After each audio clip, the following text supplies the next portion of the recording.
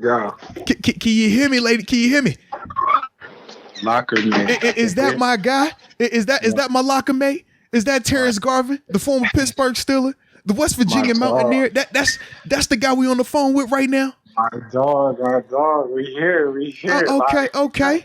Now, I was really excited when we were gonna get a chance to talk today because as we know, Steelers Rookie Minicamp had just wrapped up, and it had me thinking about, man, you are one of the most perfect guys to talk to about, that situation, man, just as a whole, because you lived it. I mean, I've told you about when I went through rookie minicamp, but it was different in 2010 and I was in a whole nother organization, but you were here, you survived it, man. So just take us the full context of what that was like and the nitty gritty of it, man, in terms of how you got here. It wasn't all glamorous. I was Bane in the tunnel. You know what I mean? Uh-oh. Yeah. So, I did not get drafted, as we know. After the draft came, a lot of people sign as free agents. So you have your, you have your priority free agents, and then you have your tryouts, So the priority free agents, that means you got a couple dollars coming off the draft. Little signing bonus action. Yeah. Yeah, you got a signing bonus. You're coming in there essentially to start to learn the playbook. You're not a draft pick. You're not that comfortable, but you're in there a little bit to learn the playbook and equip yourself to get ready to go to Latrobe to go to camp. Mm-hmm. And then you got your tryouts who are there for 3 days and you're trying to try out for the team. It was 6 of us when I came in there. So I came in there as a tryout. It's a 3-day mini camp, 2 practices a day. Now, I'm not sure if they still do 2 practices a day. I'm pretty sure they do, but it's a practice in the morning, practice at night, practice in the morning, practice the next day, and then Sunday's 1 practice. So 3 days, let's do it. You running the reps, you learning the playbook, you trying to compete. You'll have 7-on-7, you'll have team, you'll do one-on-ones, you'll do individual. It's just a normal practice setting, basically. But it's a chance to, show who you are, show what you got. So. And now talk about that intensity level though, man, when you're coming in there, with this tryout situation. So if you're a tryout, you have literally 3 days to figure this thing out. I'll never forget. I went to the training room, the equipment room, and I was like, let me get some tights, get some long tights. I'm playing. They like, bro, you're here for 3 days, bro. Like, you don't need no tights. Yo, the disrespect. The disrespect. That's crazy. Paper name tag. You got the little lockers in the middle, temporary lockers. Coach Tomlin coming there and let you know these lockers aren't here during the season, so don't get too comfortable. Just the little things, the details. And I mean, I had a good 3 days. Landry Jones was our quarterback. Oh, you wow! You are wow for What's that mean? Was he tossing some to you? We might need to ask him. We might need to ask him. Game on the line. He was the quarterback. Yo, wow! That was not a shot. It was not a shot. I'm just, just the timing of how all that was phrased together right there. That's all. It seems shot-ish. That was not a shot. Man. I forever shout Landry out, man. Listen, Landry helped me out, guys. I'm here because of him. It's always love with Landry, Wow. You got to think, though, bro. I was moving from safety to linebacker in 3 days, learning the playbook.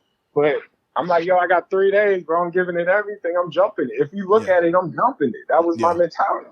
So I left out of there about 3-4 picks. Coach Tomlin came and hollered at me, said, we're inviting you to Latrobe. I thought I made it, I think I left out of there with $2,000. They taxes took $1,000. I thought I was a millionaire. I was good, I'm like, I'm going back to Morgantown with $1,000. You can't tell me nothing. We're good. So training camps, the mini camp is a dogfight. If you're a tryout, it's one shot, one kill. Like, you got to go out there and just do any and everything you can to get seen. But at the same time, you have to show that you can be a pro and practice like a pro. And I'll talk about that too, man, in terms of the practicing like a pro. Yeah. practice like a pro. Stay off the ground. You know what I mean? Athletes, Coach Tomlin always says that. So you can't be on the ground. You can't be falling into people's legs. You can't just be out of control. You got to understand there's some draft picks out there too. Mm-hmm. You know, there's some top picks. You know, so don't touch the money. You know, we're joking around, but don't touch the money. You got to be smart. It's a joke, but it's serious. It's definitely serious. Don't touch the money. Like, Man, that's what you're not gonna do. Touch the money, you're going home quicker than you think. Right. You know. What would have been your path if they didn't invite you out to Latrobe? If I didn't go to Latrobe, Yeah, like that time period in between then and I guess other NFL teams training camps. Like, would you have got invited to another team? you possibly could. I've seen people go to other mini camps. You know, you have other mini camps during different days, during different weekends. So if you're able to get another mini camp invite tryout, you can go to that. But besides that, what is that based on then? A lot of the agent just trying to push you out there? I don't believe an agent can get you into a mini camp. You know, I really don't believe that. I believe it's based off of, it's just need. That might be an agent thing a little bit, like, yo, can my dude get a tryout, you know? But it's really hard to make it from that mini camp because it's just not a lot of opportunity. You know, you got your free agents that's been brought in. You got your draft picks that's been brought in. It's what do we need? Do we need a body here? In all reality, you're really just a body. Like, do we need a body here? Can we use a body there? Do we already have this field? And if they can use you and they can use you, you got some time. Yeah, ain't you trying to do this? Oh, Vince Williams was my guy in there. Like, it was me and Vince in there. Vince was the 6th rounder. I was the tryout. But I'm like, look, bro, I don't know you. You don't know me. But we working together. I need you. You know, I need you. Like, if you see me jump something, just have my back with this. Yeah. And it's basic defense. You know, you're out there in cover 3. You might be in a little cover 2, tight sand me 33. You already know. It's basic defense. You're not going to get too exotic because you don't really want to just teach your defense. But at the same time, you got to understand. You got to pick up on the defense. You got to be on your P's and Q's because at the end of the day, you only got 3 days. So you want to practice hard, get in the cold tub right after, get your feet together, get ready to get back there the next day and try to compete.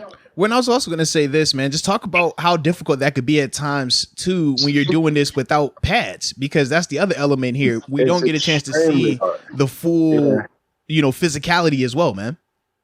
Some people's game is based off of physicality. Yeah. Some people's game you just said it between you and Vince. Think about that dynamic right there. You know, Vince is a thumper where, we talk about how athletic and rangy you are. Yes. And I always say, like, the stars kind of aligned for me because, like I said, I was coming from safety to linebacker. I really wasn't a true linebacker at the time, but I knew how to play man-to-man.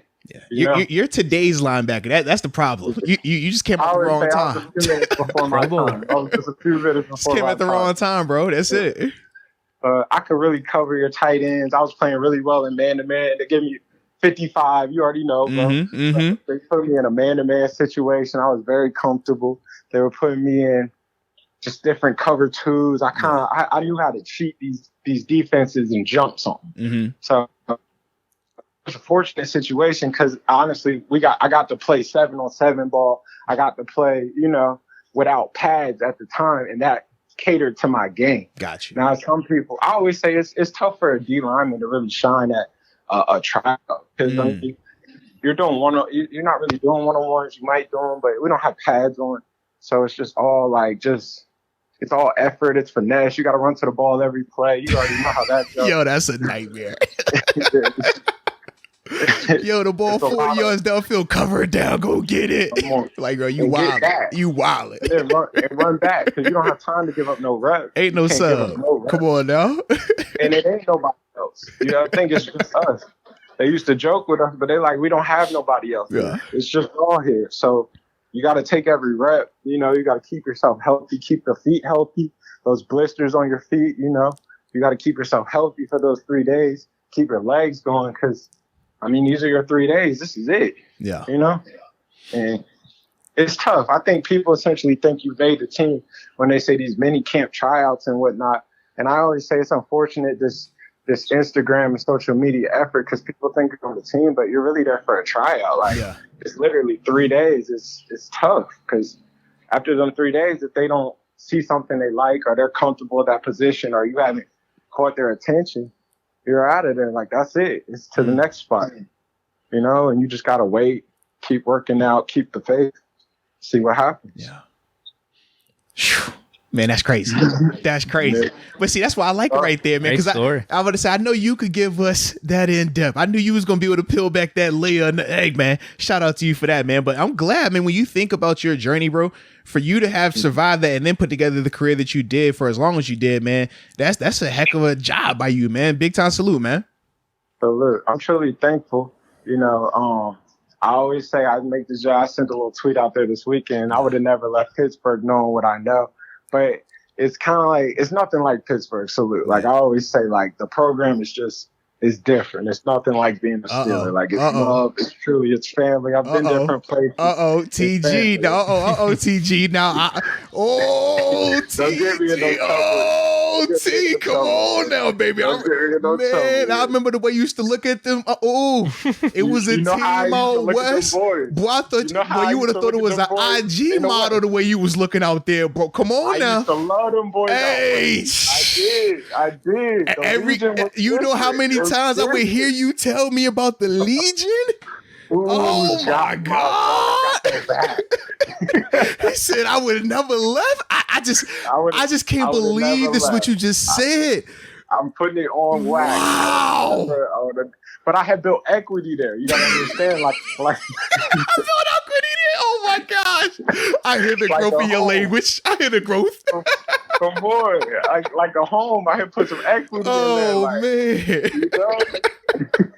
That boy, hey Deke, I'm telling you, bro. He says you with the that Legion of Boom. Oh man, you gotta peek. Oh man, Russ. Oh, you gotta get out there. Oh, I was a fan. It was hard. You gotta think it was the year they was hard. They say, I gotta get out there. Oh man. Come on. You remember, I was trying to say, I got your back. We got your back. I remember you tried to bring that Seattle over here. They weren't going for it. It was like, nah, man, that's I don't get my true credit for this, and I'm gonna put this out there on wax. Here we go. I feel like I brought the Who Ride You Ride back. To facts, you did. You did though. I don't get my love for it. No, you definitely did, bro. Let's do this. Yeah. This is hard. And I remember I hopped in the middle the first time. Yeah. And Coach Porter was like, you're not the guy for the middle. It's love, but you're not the guy. Facts. But no, this true story. This true story. He definitely did. And I remember him also, like, because his whole thing is for you to be the guy in the middle, you got to be like the guy. Like when you're on that field, like it's no debate, like you're him. And that was his whole thing. And that's why when TG hopped in there and he said that to him, I said, I ain't ever going to think about this. Boy, I ain't about to guard like that. Heck no. Dudes will be hurt. We be going to the game. Dudes hurt. Like, who going to be the Who Ride? I don't know. I'm like, bro, they used to do this. I think this is he definitely brought it back, though, bro. He definitely brought it back. Out the middle. They kicked me out the middle. Facts. That's when Devo came back from retirement. That was 14. Yeah. And that was it. That was it. I was out there riding with it. Yeah. True story. I was nice. Into the. You definitely brought it back though. I promise you. True story. I was into the excitement of a team. You know, I like how they did up west, down west that who got your back. I like that. I thought that was hard.